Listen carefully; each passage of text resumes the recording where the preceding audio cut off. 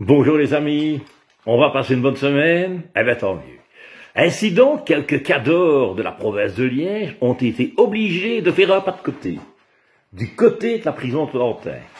Ils se sont gavés de pognon, ils ont fait des faux, des délits initiés, des escroqueries, et donc provisoirement, la justice les a rattrapés. Allez directement en prison, ne passez pas par la case départ, vous ne touchez pas 4000. S'en foutent, ils sont pleins aux as. Et comme dans le Monopoly, il y a peut-être, par contre, aller en prison ou tirer une carte chance. Et vu qu'il y en a déjà une qui a été libérée, c'est comme dans le Monopoly. Bon, mais de toute façon, je m'en fous, il ne m'intéresse pas.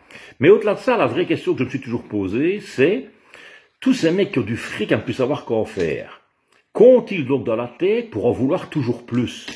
En d'autres mots, feriez-vous tout et n'importe quoi pour avoir toujours plus d'argent? Par exemple, Philippe Moreau, qui a sur ses comptes en banque des sommes que vous n'aurez jamais sur toute votre vie, ni moi non plus, bon, a quand même fraudé les assurances pour éviter de payer quelques centaines ou milliers d'euros suite à un conflit de voisinage dont il était indirectement responsable. Et pour les autres, c'est pareil. À un moment de leur vie, de leur carrière, ils basculent dans les combines. Ils s'entourent d'experts margoulins pour aller sucer tout le pognon là où on peut en trouver. C'est vraiment une démarche intellectuelle que j'ai difficile de comprendre. Et pas toujours tout, pour les escrocs d'ailleurs, cette démarche-là. Si je prends le cas des footballeurs, par exemple, qui sont déjà des plus que nantis, belle maison, des amis, des enfants, un confort de vie incomparable, et à un moment donné, ils quittent tout pour aller jouer au foot de l'autre côté de la planète, dans des conditions des fois abominables, pour avoir encore plus de pognon. Je ne parle pas des De Bruyne, Hazard et des grandes stars qui ont des objectifs sportifs. Mais il me semble que si j'étais bien dans ma vie avec, je sais pas moi, 20, 30, 40 millions par an, c'est déjà vivre, bon. Eh bien, je ne crois pas que je quitterais tout. Je prendrais ma famille avec Poupo qui devrait quitter tout aussi pour gagner le double. Mais j'ai dit, je ne crois pas, donc je ne juge pas, il me semble.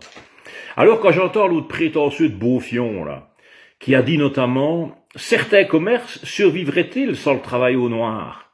Et alors? Ça me fait bondir. Il est quand même grand temps que tous ces intouchables ou les décideurs comprennent que quand un coiffeur, un maçon, un mécanicien fait du travail en noir, c'est pourquoi? C'est pour s'acheter une voiture, c'est pour aménager sa maison, s'offrir des vacances, un peu de superflu.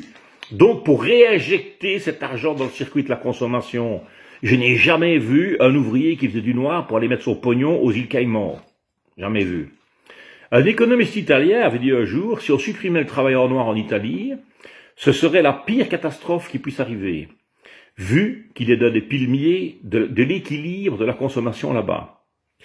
C'est tout le fossé qui existe entre ceux qui triment pour gagner un peu plus et ceux qui trichent pour ramasser beaucoup plus. Mais aujourd'hui, le fossé, c'est un mur de prison. Allez mes amis, passez une bonne journée, partagez ça moins bien vite et un de ces jours. Bisous.